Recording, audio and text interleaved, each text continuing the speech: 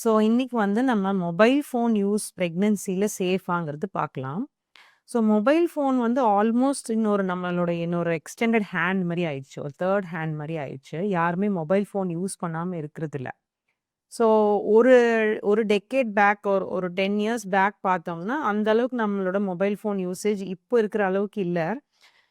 Not only for talking over the phone நம்ம வந்து internet இருக்கட்டும், சோஷியல் மீடியா இருக்கட்டும், இல்ல சாங்ஸ் கேட்கறதா இருக்கட்டும், whatever it is even alarm set பண்றது கூட மொபைல் ஃபோன்ல தான் செட் பண்றோம்.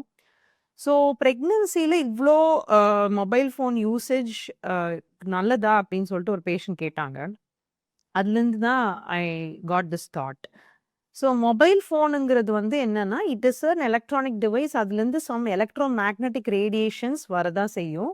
டிஃப்ரெண்ட் மாடல்ஸ் இருக்கு. டிஃப்ரெண்ட் ரேஞ்சஸ்ல நம்ம வச்சிருப்போம். நம்மளோட அஃபோர்டபிலிட்டிய பொறுத்து நம்ம வச்சிருப்போம்.